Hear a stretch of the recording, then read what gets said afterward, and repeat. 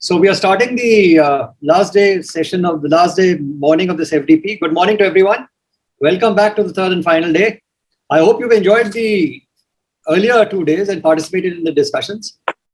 The third day has for you sessions of equal relevance. Because it's the third day, please don't think that it's any less important.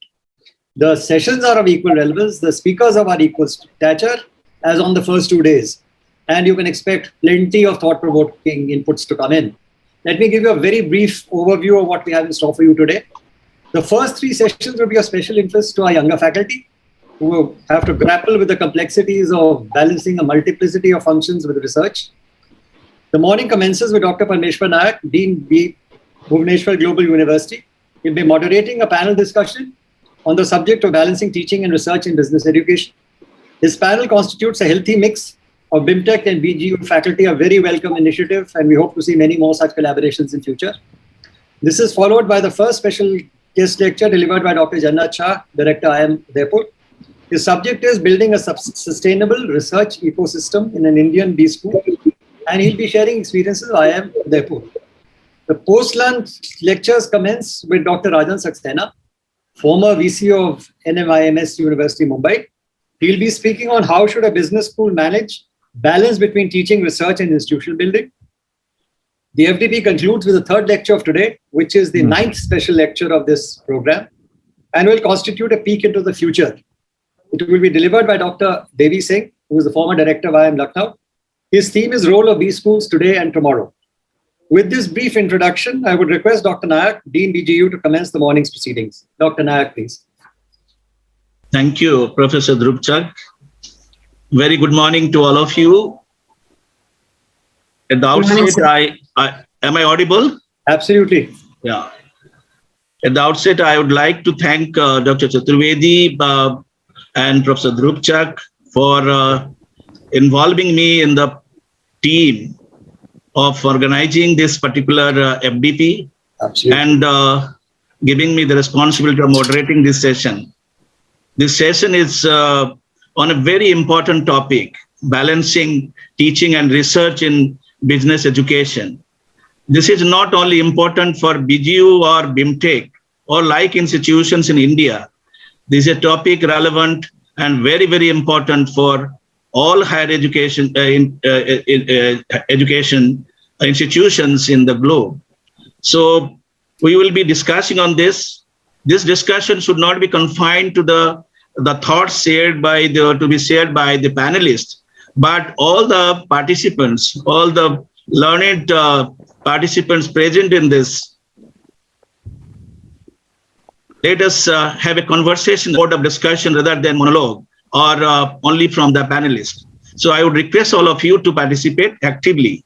You can put your questions in the chat box, and I would try to incorporate whatever you are asking to the panelists, and maybe some of you in the audience also can respond to the queries. So this should be the mode. We have planned this session to go in a 3 rounds, basically focusing on why, what, and how aspects of the theme that is given to us.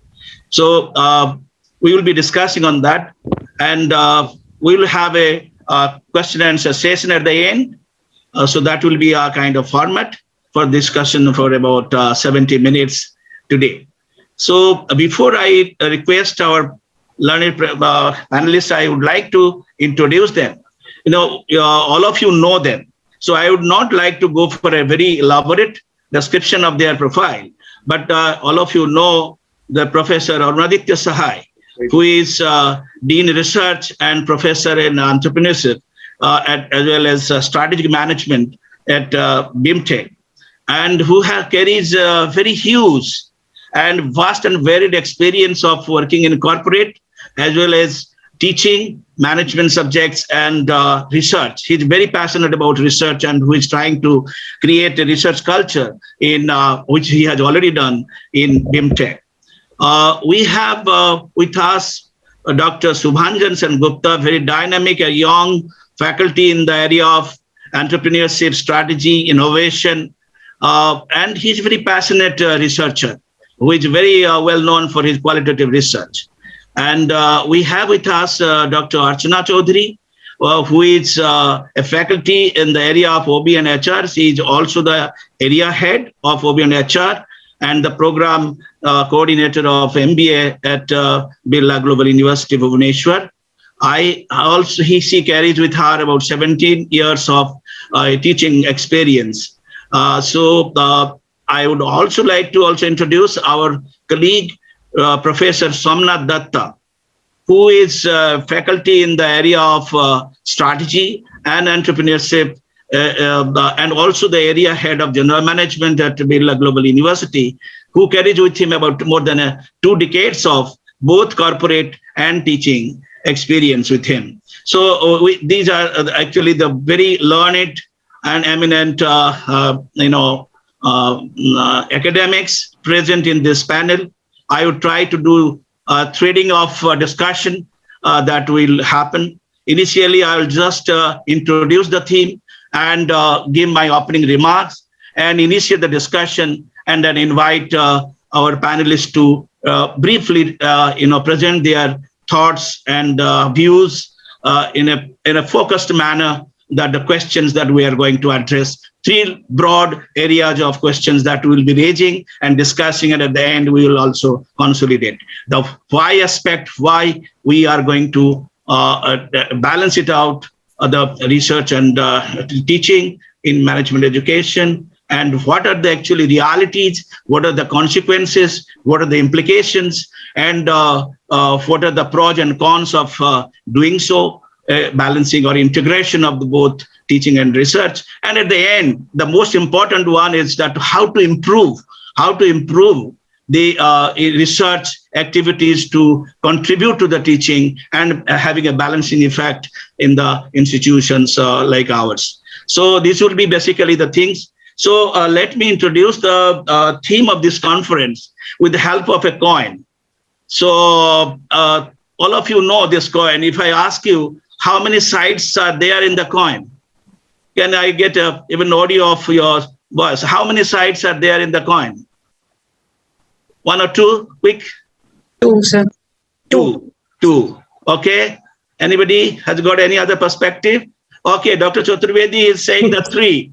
Okay, I must clap for him. That is actually right answer is 3. See, if always we say that 2 sides of the same coin. Suppose our 2 very key word in this theme is the research and training, research and teaching. If teaching and research form 2 sides of the same this coin, there is another side which is edge of this, which determines the width of the coin. Okay, is learning. So this side teaching, that side research, and the learning happens here. So our topic is balancing the teaching and learning. If I want to keep this coin rolling, so how can it roll? How can it move? It can move only when this both sides are balanced. That means what I would like to convey, that if our learning has to continue, learning has to be sustained and accelerated, I think both the sides have to balance it out. If it is tilted towards any side, perhaps it will never continue, and inertia of motion will happen, and then it will stop. So in order to keep our journey of learning continuing, we have to keep our research always going on, and teaching will happen.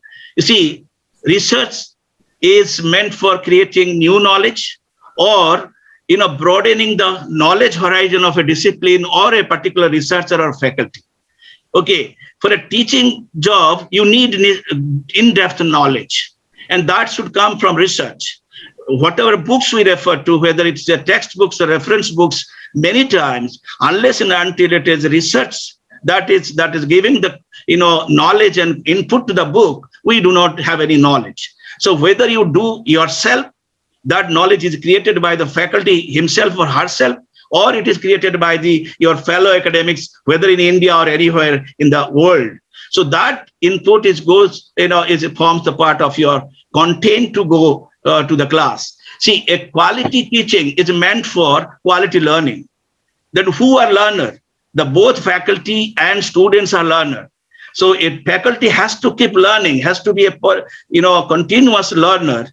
And that learning should pass on to whether you transmit, you transfer, whatever way you inspire, that knowledge transfer has to happen in the learning cycle. So learning is not only confined to students, it should be with teachers also and it beyond. Therefore, this, as I said, in order to keep it moving, there is no doubt that for this particular job of learning, we have to have both research and teaching. How you are going to balance it out, I will leave to our panelists, learned panelists, to analyze and share their thoughts. I'm not going to take time on that. But historically, coming to the business education, business education institutions in India, B schools, they have focused more on research, more on teaching than research. Of course, of late, because of maybe some regulations or the accreditation criteria globally and nationally, and ranking procedures and some kind of UGC or AICTE requirements, institutions have started emphasizing more on research these days. And research cannot happen without interest of faculty or researcher. It should not be compelled, but sometimes it is felt that all faculty members or who are teachers, they are supposed to be involved in research. So those, whether they should do or they should not do, or half of them should do or not, these are the things which will be discussed during this panel discussion. So I'm not going to dwell on that. Another aspect is that how to involve the students in this particular activities of balancing research and all, whether they are supposed to do that or not.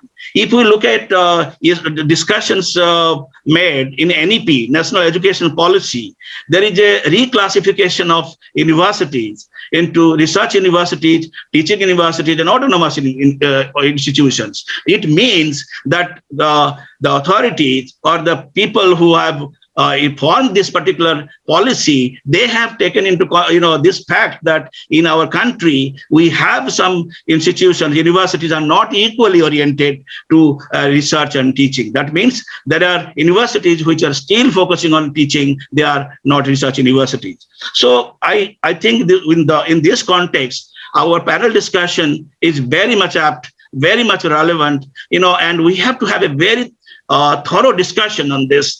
And without much delay, I would not like to take much time, but I can go on talking, but I don't like to do that, because when our learned professors are there, I would request them to share their thoughts. So the first round, which will have about 15 to maybe 20 minutes time, and we will discuss on actually to why aspect means.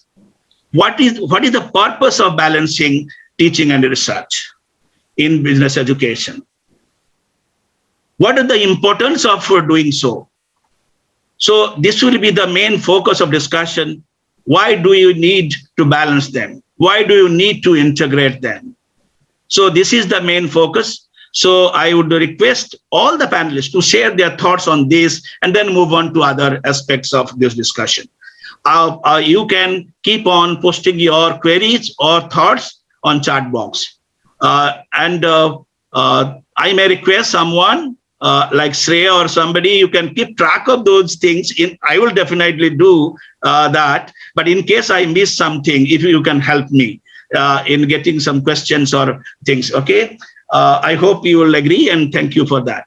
So now I would request, I do not consider youngest or eldest or anybody. I would like somebody who is an opening batsman or opening person. I would rather prefer Subhanjan. Can I call you Subhanjan or Dr. Subhanjan to start the discussion on this theme, why we should balance teaching and research in business education? What is the importance of doing so? Please. Thank you very much. 4 to 5 minutes time. Yeah, thank you very much, Professor Nayak. And I think you have set the tone right. And good morning to everyone. So as you heard, that the first question for the day is that why we should balance teaching and research in business education. Now, in order to do that, I'm going to draw up from the discussions that we had in the past 2 days. And some of the things that I have been reading in recent research literature, research on management education. And what I come across is that the starting point is, how do we characterize our present day academic situation as problematic? And that is something that we have been talking in the past 2 days. So there are four key distinct characteristics of any educational context in today's time. Increasing student diversity is a concern, constantly changing business environment, using innovative approaches for online as well as classroom teaching. And then there is this pressure of producing and publishing research that is significantly rigorous and relevant. Now, this panel discussion today is everything about that last bit. How do we connect the last two characteristics?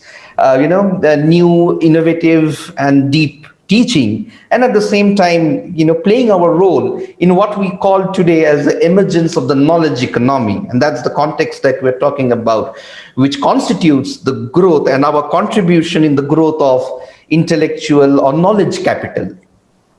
Now, as an active player in the knowledge economy, it becomes evident that for an academic to develop expertise in his or her field, she or he has to stay really aware of what is the latest conversation and the conceptual developments in the field. And that happens, I think, majorly through research and partly through our interaction with the industry. Otherwise, things tend to become dated in our teaching, and students are left to being educated majorly based on anecdotal experience from industry. Now, because of this, I'm very happy that Professor Nayak brought up the historical context, and that is very important to set the tone on why we need the balancing of teaching and research. Now, as we all know, that historically business schools and management education have been having legitimacy issues in the past. Now, because of the very fact that the teaching lacked depth in the 60s and the 70s, and therefore management education came through three reforms. And what I understood from literature is that those three reforms are politicization, corporatization, and scientification. Now, politicization of the management education meant that management education needs to play a role, business schools need to play a role in influencing government and policy and economy. Corporatization reform in management education was the advent of accreditation and rankings, so that management education becomes a professional discipline. There are standards, and we have to follow certain standards.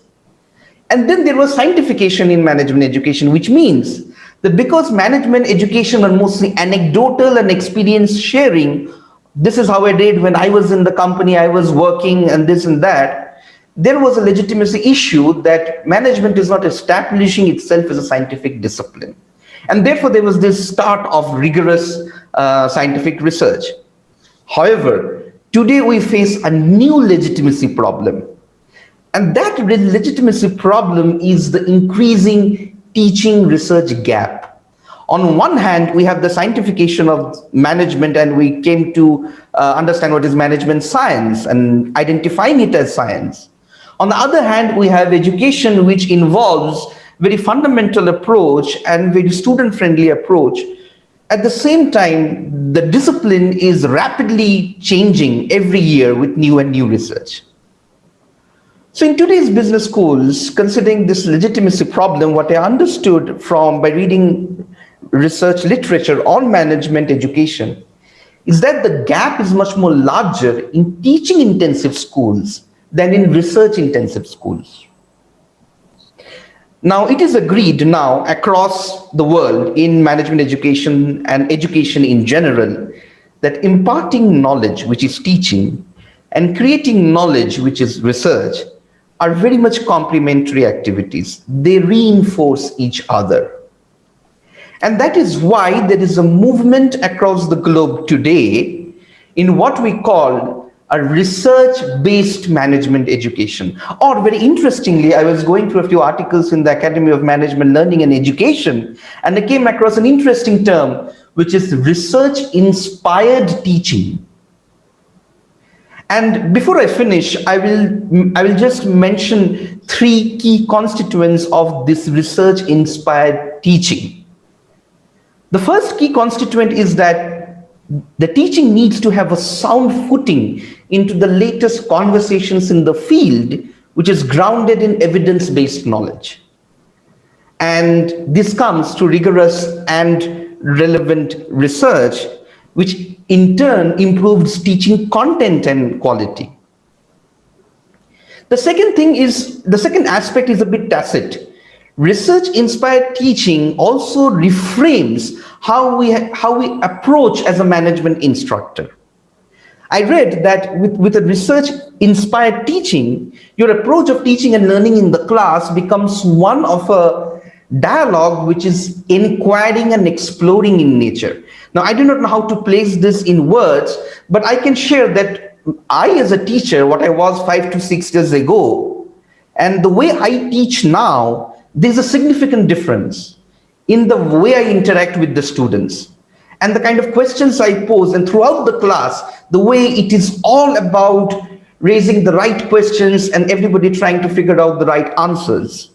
Well, there is no right answer at the end of the day, but we try to connect it to the latest theory, because we can't teach them Porter's 5 forces model again. There are a lot of YouTube videos on Porter's 5 forces model. But what is that new thing from the recent research that we bring, and raise some questions in the class? It's a bit tacit, but there's the research-inspired teaching reframes the way we do our management instruction of teaching. The third and the final constituent of research-inspired teaching is that at the end of the day, in a management business school, we are concerned about employability skills. And this came across in literature again and again, that one of the key employability skills today for a management graduate is intellectual skills. And when I say intellectual skills, it basically has 3 parts: analyzing, synthesizing, and researching. These are the 3 skills which is expected from graduates of top schools today, so that they become necessary knowledge agents in workplace and society. So that will be from my end, setting the tone on the why of balancing teaching and research, borrowing the relevance of the historical context, the legitimacy issues that we have been having, and where we need to possibly go ahead from here. Because at the end of the day, the academic instructor is driven by the institutional logic, and that is thoroughly embedded in our historical and contextual norms. Over to you, Professor Nayak, and to the rest of the panelists. Thank you, Subhanjan. I think you brought out a very nice idea of research-inspired management education. I think it's very well coined, 3 aspects of that and components of that, and legitimacy issues and the gaps, particularly more in teaching intensive universities. That is the fact. So we will definitely, and therefore it is needed that we should balance it out. We should have some kind of balancing effect in that. Otherwise, this particular issue or theme would not have been in discussion. So thank you very much. Quickly, I should go to Dr. Archana, and can you please share your thoughts on this? Yeah, thank you, sir. Thank you, Dr. Subhanjan, for setting the tone. Before I start, I'd like to show you all one poster. And that there's a saying that one picture is worth 1,000 words. So just let me share the poster that I came across.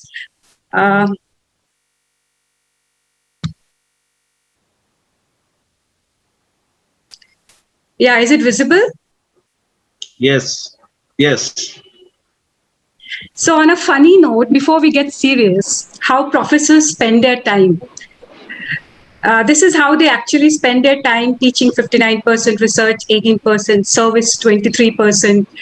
How departments expect them to spend their time. This is research 175%, teaching 20%. And how professors would like to spend their time. Don't tell me what to do. So this is just on the comic side. So easy, right? No, balancing is tough.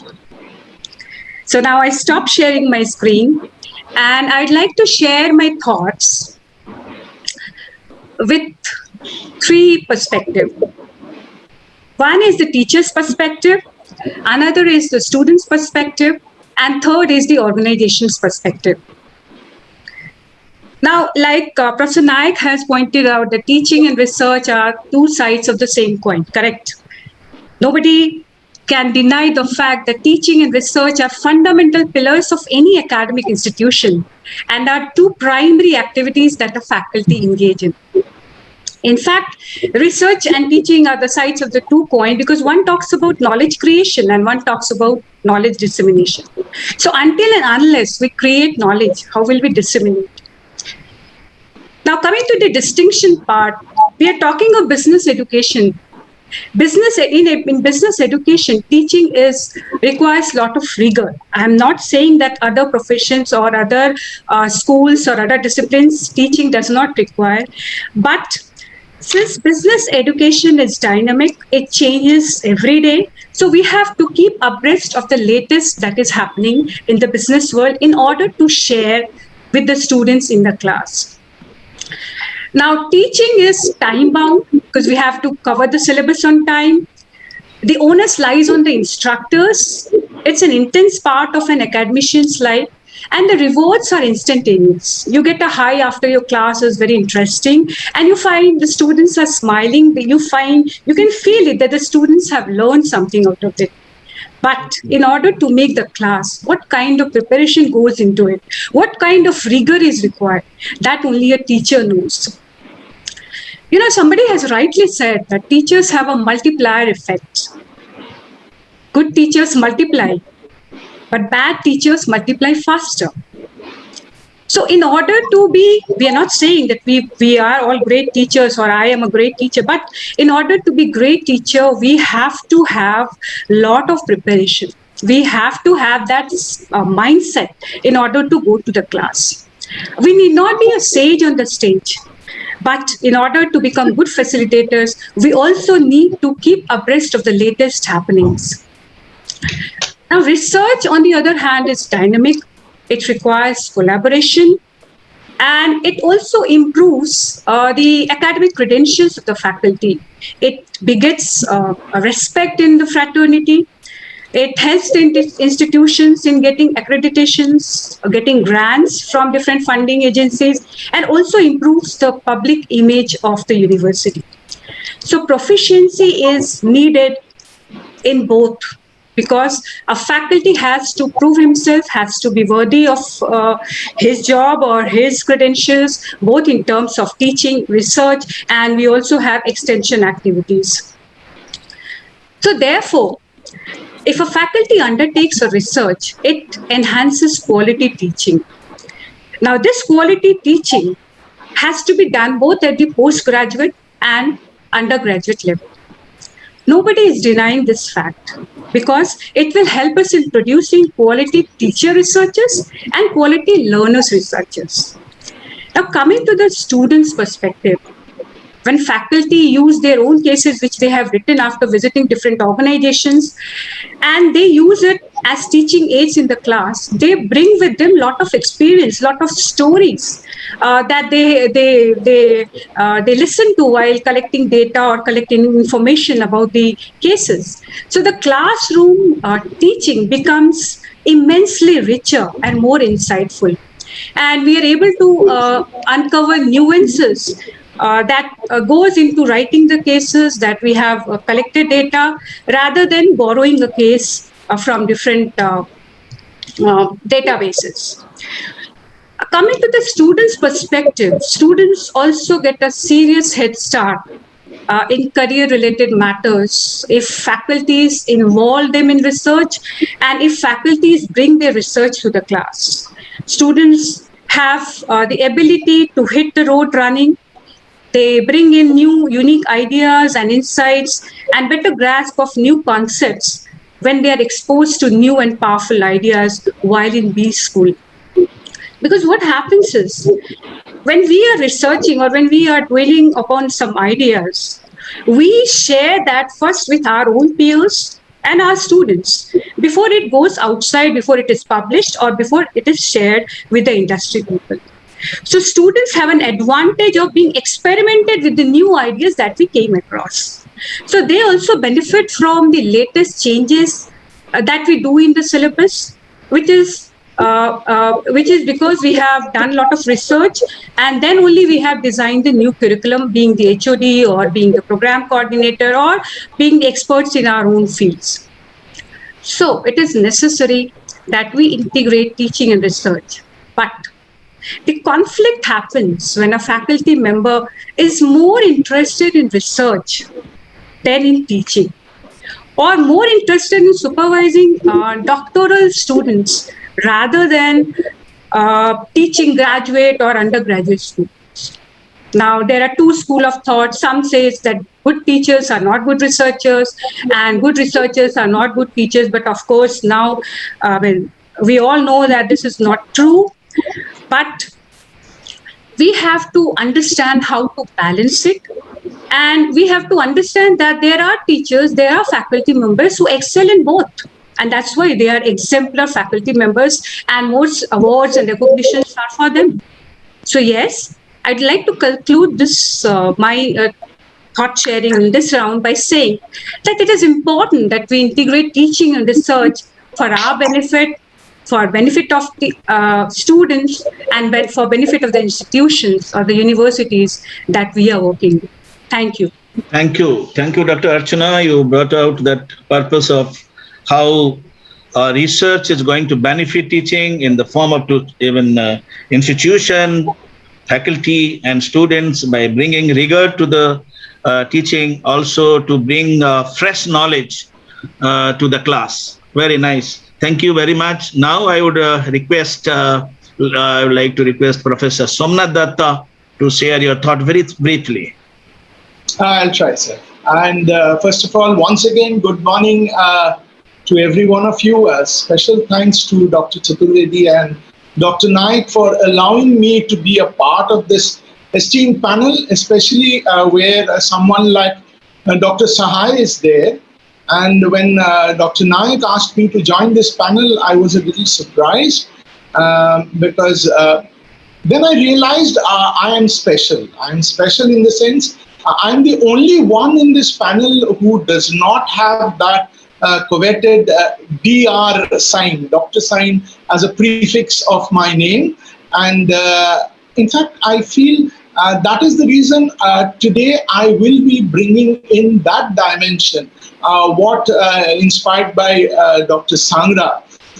What I'll try to do is I'll try to create an empathy map of people, thousands of management professions, management educators who are, we have spent a lot of time in the industry, did some consultancy, done MDPs, are good teachers, popular with the students, but they do not have a research focus.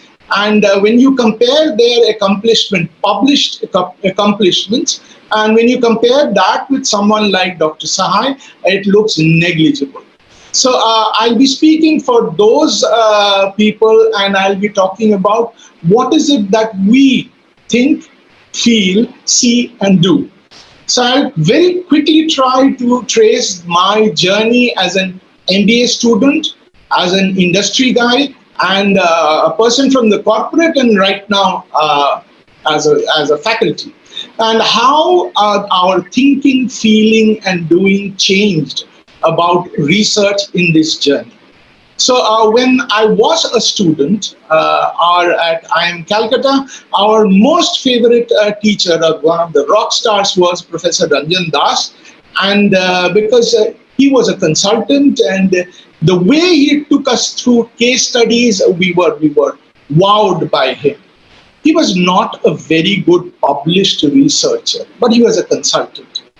And as a student, we were not very bothered with if the professor had research experiences, if he had journal publications. What we were more interested is, can he communicate more? Can he increase our employability? So our concern was, is my employability as an MBA? There were few who were looking for higher education, that's different. But majority of the MBA students, we were looking at a professor who was trying to increase my employability.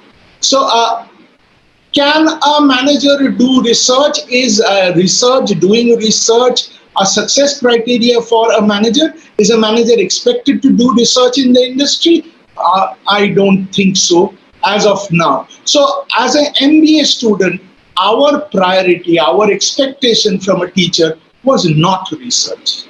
Cut to my experience as a corporate. So I was working with one of the largest petrochemical companies in Eastern India, and we had a lot of managers working. We were graduates from premier institutes, and the CEO himself was from a foreign MBA, and Purnendu Chatterjee. So Dr. Chatterjee was there, and he also had a very, very management focus in his approach. And we found even in the corporate, was the corporate looking for knowledge from an Indian professor? Were they looking up to an Indian professor for his research orientation?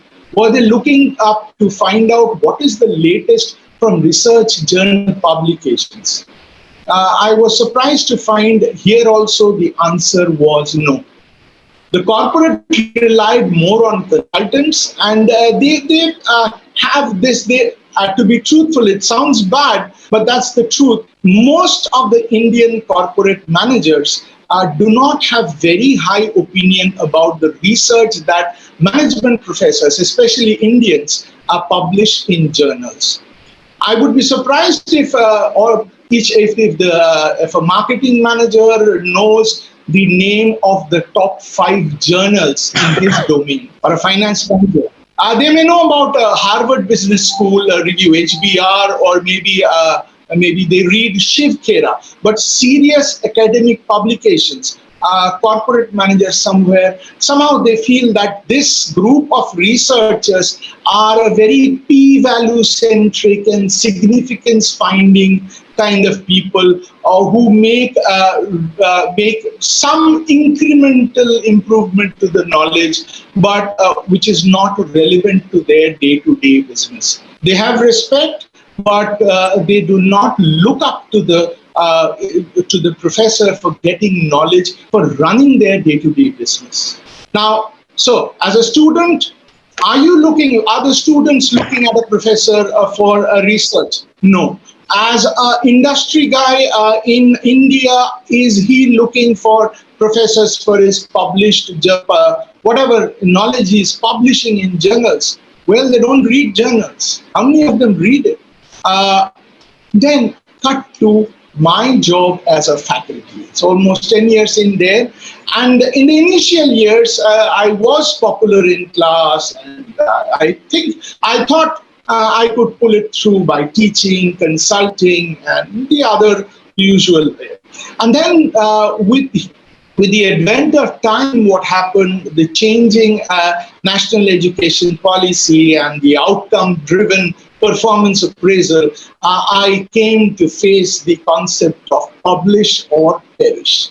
So first it started with publish. Publishing was optional, and then if you don't publish, you perish. And now it is becoming, if you don't, not just publishing, publish in high impact journals or you perish. And post-pandemic, I'm sure it would be published frequently in high-impact journals, and maybe you will not perish. So the change in the attitude towards research right now for me has come from it's not essential to something which is also I can do, it's good to have. Now it has become must-have for my survival. So if I don't do research, if I don't publish, then I will die an assistant professor. That's a bad thought, but my growth will be stunted. That is a very good reason for me to get interested in doing research. So that is one side, and there's another something which dawned to me maybe 3 or 4 years back. So I was I was one of those teachers who was quite popular with the students, and I felt I was doing a good job. I was happy whenever students met me. They talked about how I changed their orientation, they sent their mails, and I was happy with it. But the moment I stepped outside my university, I was a nobody. People did not bother if I dealt a case study well. They were least bothered, and they did not know. For the external world, in an international conference in front of my peers, my calling card is the number of publications that I have. So you feel without publications and significant publications, you feel so out of place in a world of academicians. Suddenly you feel that just like a cricketer is as good as the number of centuries he scores or number of wickets he takes, for a serious academician, he is known by the number of publications he has and significant relevant publications. And without that, the respect for me as an academician goes down. So not just for survival, but also for self-actualization, also for ensuring that I am respected outside. Talking about outside, while networking, why will someone network with me? On what basis? Someone from another college, another discipline, why will he network with me? So what he sees is, goes down in the website, he goes to my CV and sees what is my publication. Because my profile does not say how well I teach in class. So networking, again, the primary condition for networking, for being a chosen partner, is my research. And suppose I want to get projects or grants. I want to get grants from the government. How do I do it? On what basis do I apply? Why will the government or an external funding agency be interested in giving me a project? What would they look at? They will not look at how my class performance. They'll be looking at my publications. So right now, what I have in mind is, if I do not publish, I will not have growth. Sustainability will not be there. Does that mean I have to stop teaching? Oh, I'm late and I must rush into publication mode and churn out papers every day? That is again a problem. And that is why the concept of balancing comes in. So when do you balance two things? You have to balance when both of them are not complementary, they are conflicting and incompatible. So what happens is, the resource is limited. My resource as intellectual property, my intellectual engagement and my time is limited, it's fixed. I have only 24 hours and I can take some amount of information and data processing overload. But these two different domains, a different set of activities, they take a toll on my resources. Yes. So if I go high on research, then it has to be a trade-off. So more of one will lead to the less of the other. Okay. So can I go ahead and cut down my teaching? Again, Somnathji, can you just... My instant survival, my short-term survival depends on how I engage students in class. My university will be interested in, I'm a resource for them, a resource which generates resource, which is the reason why students want to come in. So my class performance for my short-term survival is a must. So I have to continue teaching. But if I don't, if I push on my short-term survival, what happens to my long-term growth or sustainability? I have to do research. And that is the reason we have to balance between the two. What essentially we are doing is short-term survival versus long-term sustainability. Okay, and this is a good enough reason to balance between research and teaching. So talking about, so why would I do it? To put it in a nutshell, would be not just for job satisfaction, but also for jabe satisfaction. Thank you so Okay, much. And very I good, would very ask good, very Dr. well Naik elaborated. Okay. for his comments, or Yeah. the next speaker, Dr. Yes, so we Sahai. have to actually, yeah. Thank you so We much. can go on discussing a lot of thoughts. Are there, but my request to all panelists to also to limit to the time. But Somnath, you brought out different perspective, thinking about research and teaching as distinctive activities, and also how to bring. Am I audible? Yes, am I audible? Yes, I think my voice was not reaching you, or what? I was. No, you are audible. Very audible. Anyway, thank you very much, Somnath, bringing a So different somehow perspective. I don't have my audio.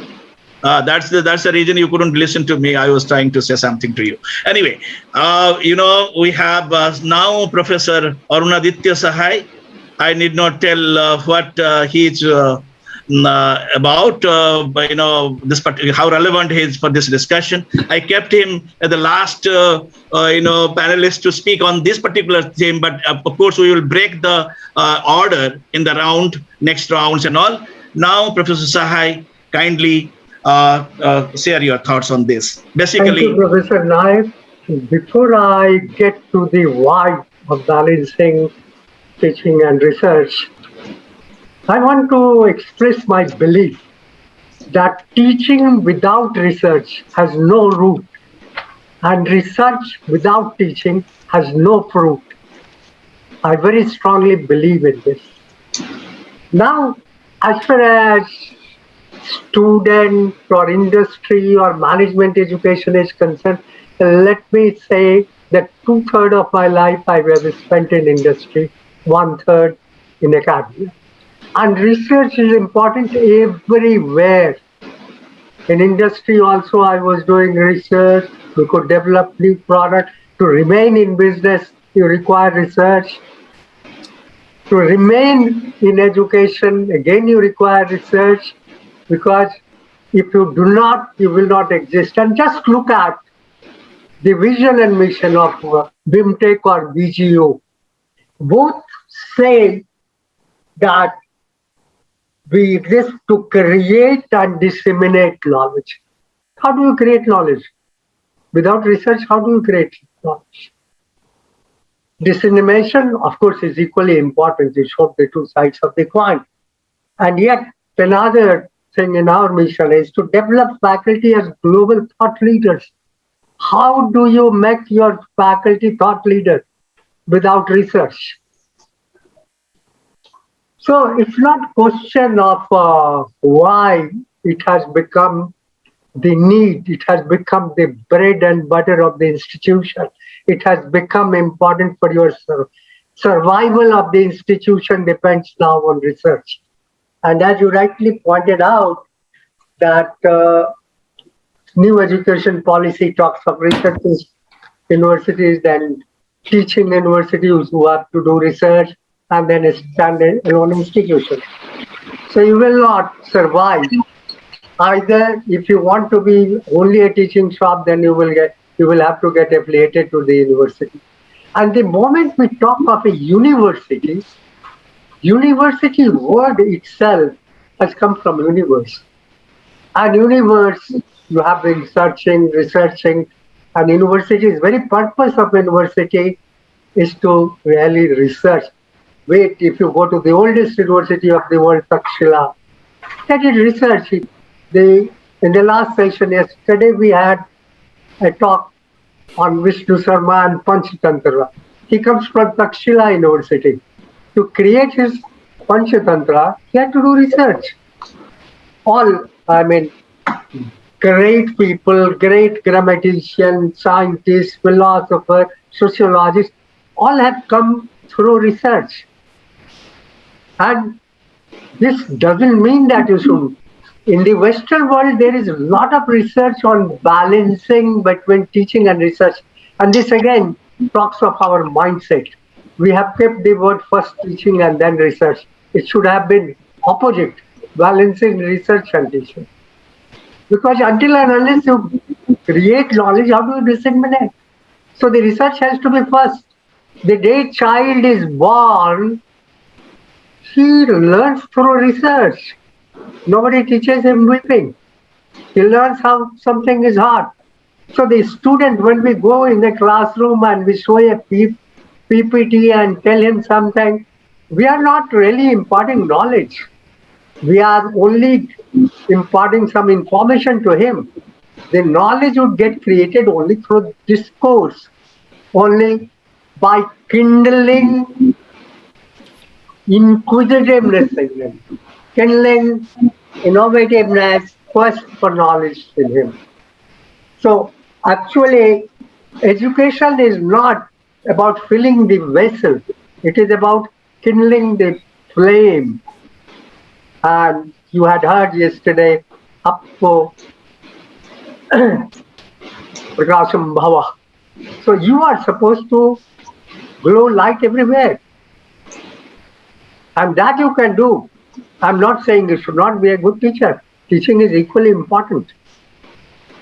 And perchance, I have taught in engineering, I have taught in literature classes, I have taught in management, and everywhere I find research helps you in teaching, whether it is your own research or it is somebody else's research. But you need to bring the research, then only you can make your student really relevant, recent. They will know what is happening around the world. They will know, and the industry everywhere, I mean, it is not only of India or BIMTech, everywhere in the world industry is saying that management students are not industry ready. Why? Because we do not teach them to know themselves. The first and foremost thing is that the student must know himself or herself. What are her strengths or weakness, rather than just score the marks in the exam or be eligible for employment. I mean, we should understand we are a higher education institution. We are not an employment exchange. Unfortunately, in India, management schools have become an employment exchange. I'm not saying that employment is not necessary. Society or the parents send their students really to earn their livelihood. But both life and livelihood is important. And to reach and to live a good, healthy, rich life, research is a must. An industry in management, I mean, people said that who reads? Let me tell you, as a business executive, I read much more than what I am reading as a professor. There you could not exist, and it is wrong to say that people in industry do not read. Only thing is they read what is relevant. So we need to produce research what is relevant. That is where comes the distinction. And then I will again come to why research. You were just narrated the story of Wharton, where students revolted. They said, we don't want to study because here you are repeating. We want to learn new things. Professor need to bring to the classroom new things. What you are teaching is all available on the net. So, if you want to be relevant as a teacher also, you have to research. I'm not saying that research is equal to publication. I'm not saying that. But unfortunately, the academic world has made that as a measuring yard. That has become a measuring stick. So that is how you measure the level of research. Even publication in a newspaper. Anything done in the society, impact, the social transformation, all that also comes under research domain. Research can be practice-oriented, research can be core academic research, and research, whether it is physical sciences, life sciences, management, social sciences, or management, the fountainhead of research is same. It is another thing that in medical science, somebody will, or take the COVID situation. How did we survive? It is only through research. Creating new knowledge, bringing new information, creating vaccine, all that came from where? It is through research. So it's not that research is not relevant. And this, if you take, I mean, if you are teaching, let us say, pharmacology or medicine, and if you take your research of developing COVID vaccination, it will be lapped up by the students. Who says that a student do not want a researcher? In medical, even management is a science like law or medical sciences. And in medical sciences, I know those are the best professors who are doing clinical practice and they tell their experiences and the stories. And we have learned through these last 2 days that more than anything, if you are sincere, you tell the story of life, you tell the story of your research, it is much more impactful than just projecting a few PPTs taken from some book, some article. That doesn't impress the students. So I don't believe in that. But there has been a lot of research conducted in Western world, especially Europe and USA, where they have tried to study the balancing between research and teaching. And also whether teaching leads to good, whether research leads to good teaching, the outcome is different. I mean, somewhere they found that yes, research leads to good teaching. Somewhere it came to that good researchers don't teach well. Somewhere the outcome was neutral. So you can't make any conclusion. It is very much dependent upon yourself and how you really research on self as well as on your students, your surrounding, your society. And the education is not for scoring mark. Education is to really serve yourself, serve family, serve society. And therefore, research, as long as it is relevant to the society, it is very valuable.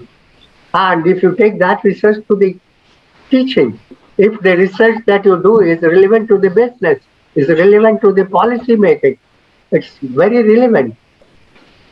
So why the question doesn't arise, why should we do research? Because we have to exist and grow. If we want to exist, our very existence today depends on research. And we have done an analysis in MEMTech for the last 5 years, how faculty spends their time on research, teaching, and institution building. We had a big part on institution building, 20%, which is slowly coming down. Teaching has remained where it is, about between 70 and 75%. Research has with snail's pace has increased from 8 to 12. The type of institution that we are, any institution of higher education, any university, has to be somewhere 50-50 in research and teaching. If not 50-50, at least 60-40. So the question of why do research doesn't arise. It is a must. It is a necessity. It is required for your existence. It is written in your vision. It is written in your mission. So you have to do it. Thank you. Now coming to why balance, I will just say one sentence. I have exceeded my time. I do not again believe in balancing. Balancing at the institution level, you may think, you may set up targets, but at individual level, faculty should be left free. Let them do their own balancing. But yes, if you are in a higher education institution or university, you cannot say that I will not do research. Thank you. Thank you very much, Professor Sahai. Of course, validating a lot of things which I can see the number of posting from the audience. I think I have to cut short the discussion to address to the questions. So we have limited time now. Had it been another hour available, I would have gone to for a further discussion. But I think I would request all the panelists to limit to 2 minutes only, so that we have some time to address to so many questions raised. So just to highlight, because you have already covered, some of you have already covered the challenges and the kind of pros and cons. So we will spend time, 2 minutes each, how to improve. Of course, Professor Sahai is saying balancing is something he has got a different opinion. It should be left to the faculty. But as an institution, as an university, we have to also have research I think you got it balancing wrong. I said at the institutional level, it needs to be balanced. Yeah, But it I mean, of course, it has to be done through only faculty. It can be achieved. So, of course, the discussion of why it is definitely there is a need for balancing the both teaching and the research. But question is the relevant outcome. The relevant outcome of the research should be utilized in teaching, because many people do research for publication, and very small percentage of the outcome of the findings of the research are actually relevant for teaching.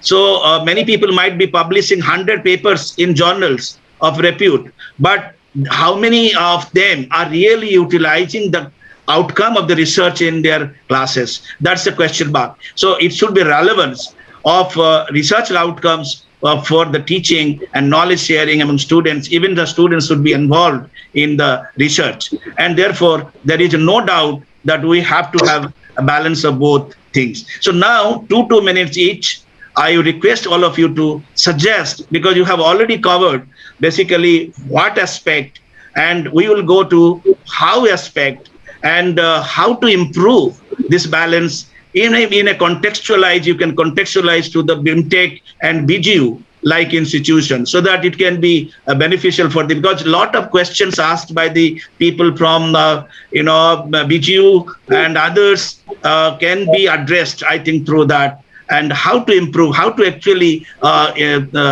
strengthen our system or build the ecosystem, research ecosystem in institutions, and what should be the leadership role in the university and independent B schools like BIMTech to build that culture of research and bringing it to the class. So what are the things required? And you can suggest some roadmap or suggest some kind of modalities to improve that. So 2 minutes each. I would ask Dr. Archana first to share. Very limited time. Kindly do not exceed. If you can put it in 1.5 minutes time. You unmute, please. Unmute. Thank you, sir. I'll not take too much time. Just taking a cue from one of the chats that in a cricket team, not everyone is an all-rounder. So similarly, at institutions and universities, maybe the management should understand that not every faculty can do everything at the same time, be teaching, research, and now we also have administrative responsibilities. So there should be a balance between which faculty, or maybe can we have classification of faculties where someone is good in admin, put them there, someone is good in research, utilize their skills there, and someone is good in teaching. But everyone should be given an optimum workload, as well as the appraisal that happens, that should also be given due weightage. No one should be looked down upon because I am not good in research, so I'm not a good teacher, or vice versa. That should not be done.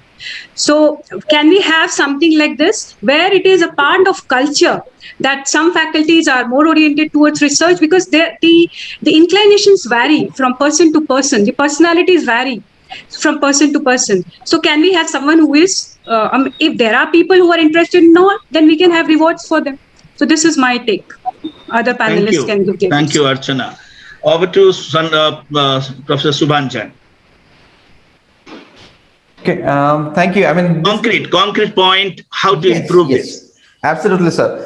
So there were a lot of really interesting conversations in the chat and in the panelists and the panelists chat box, and also the attendees chat box. I've tried to address as much as I could. I would like to cover almost all of those in a few suggestions or a few action points that I had in mind. Well, the first thing is that the very first challenge is that as management in schools, business schools in India, first we need to do quality research. What are we balancing if we don't have anything to balance? We're already good in teaching. We're one of the best in the world in terms of teaching, but then we still need to achieve some quality research. And then we can start defining the role of faculty in integrating research and teaching. Now, when I say quality research, and I would refer to quite a few points which came up in the chat box, as management academic in this country, we really need to work on the trustworthiness of our research. And we do not get into engaged scholarship. I read this somewhere that many a times it is research for the sake of research, hypothesizing for the sake of hypothesizing, modeling for the sake of modeling. But then if I quote Van de Ven and we remember what is engaged scholarship, we are far away from practicing evidence-based management, which entails that we need to do research which is connected by interacting and engaging with practitioners, entrepreneurs, managers. When we do that, we automatically gain so much of empirical insight. And that is why it is called research-inspired teaching. So therefore, I think one of the first challenges is that we achieve research which is rigorous because of its scientificity and relevance because it is engaged scholarship. It is developed by being engaged, by directly interacting with the people on ground and not just modeling and hypothesizing again and again for the sake of doing that. And then some of the other action points that I came across while going through some literature. One of the things that we need to do is that we need to look at how students can start doing master's thesis and not just an SIP. The summer internship program, to my understanding, it has very limited learning potential. And all of us know that as faculty when we mentor students who are in SIPs. What is it that they do? So somewhere we need to bring in the idea of master's thesis and let students do an internship with the company for, let's say, a month or two, get an on-ground experience of how an organizational routine is all about, but also give another month, have a 3-month research study with the faculty based on the ground evidence that they've collected while being on the company. We have to move to a master's thesis concept and replace the SIPs. Another thing which we can also do is that there's this universities abroad have this idea of graduate research assistants. And I think there are many students who are in master's program who would like to become graduate research assistants. Then faculty and student can actually work together on the research project. And this is something which is very common in most of the leading universities across the world. I don't see a reason why management schools cannot work towards a practice of some kind closer to this. And then also, I think there is need of advocacy. And I think in our ecosystem, the connect between research and practice and teaching is poorly understood, which means there has to be stakeholder conversations. Research has to go close to the ground. Teaching has to become updated and beyond just anecdotal experience sharing, has to be based on scientific knowledge. Students need to gain those knowledge so that they know that all those age-old concepts, have changed. Otherwise, for example, as an entrepreneurship faculty, if I'm not doing research, I'm giving an example from a very personal space. As an entrepreneurship faculty, if I'm not doing entrepreneurship research rigorously, I possibly have only the Silicon Valley view of entrepreneurship. And I do not encourage the immense knowledge that we have generated in the entrepreneurship space and disseminated. Finally, there's one thing which I came across very interestingly in literature on management education, in research on management education. And this will be my final comment. There are two things when we are an academic that we're looking for. One is student satisfaction and the other is educator satisfaction. Now, teaching with student satisfaction means that we are continuously trying to adjust our teaching to what a student will like us to do. And at the same time, the student is also getting informed on the domain. Teaching with the educator satisfaction means that we want to do teaching which is enjoyable because we are able to share a sense of originality that we have as an academic in that field. Now, I do not know how we can achieve that without doing relevant and rigorous research. Okay. Thank you. Thank Yes. you. Thank you, Subhanjan. Thank you, sir. Very quick, Professor Sahai, very quick, because we are running out of time. We have only 5 minutes left. Okay, So, first 1 minute. Just you can address to a question from this, you can be specifically for you have been doing a lot for BIMTech, but there is a specific question from the faculty from BGU. In that context, may not be only BGU, but like institutions who are new, basically not very old universities. In such universities, how to build research culture and bring a balance? Very quick input, sir. For a new university, it is much easier than older universities or higher education, because you can create new culture, and you have to be careful at the faculty selection time itself. You have to be very careful in faculty selection. Then in a new university, promote doctoral program, because that is considered to be a bridge between research and teaching. Create a very strong doctoral program. And for new university, create the culture of research. It is the culture. What BIMTech is facing, the difficulty, changing the culture. We were a teaching shop. I have no shame. Every institution in India, even I am Ahmedabad, was a teaching shop. From there, XLRA, for example, was a teaching shop. But the other day in the conference, they said that our MBA students have started producing research. We have taken research down to MBA level, and MBA students are publishing research with faculty. So MBA, we should not make a route. We have made it a route learning. I remember even at BTech level, we had to produce a dissertation at my time in engineering. So I don't know why in management we should not have, as Subhanjan said, a deep research content in the curriculum, whether it is BBA, MBA, because you lay the foundation there, and even other discipline from where we take. So both the student side, the student intake, Okay. as well as Sir, thank you very much. and a strong doctoral program. Thank you very much. Somnath ji, you will not get more than 1 minute. You have taken a lot of time. That time you have already shared. Of course, whether I am audible, you are audible, I am audible to you or not, that time you are not able to listen to me. But because of paucity of time, I have to put it like this. Very quick, very precise. What should be done I'll try to do that. I'll try to do that. And being a student of strategic management, I find this problem is a classic case of ambidextrosity. So what we are trying to do here is balance between exploration and exploitation. So when we talk about exploitation, then we are looking at teaching. So what happens in exploitation?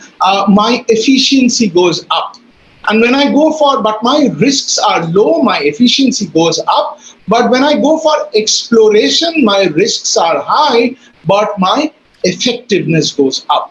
So all those things that happens, that the problem that organization face while balancing, while becoming ambidextrous could be faced by a professor also. So what is the solution, or what is it that we can do? In fact, what we have is there are two solutions that we can do for ambidextrity, two methods that we do. One, we can go for a sequential ambidextrity. That is, what happens there, for one period of time we go for exploitation, and another fixed period we go for only exploration. So we have already been doing this. So for 8 months you do research, and 4 months you do only teaching. So we could have blocks of time for that.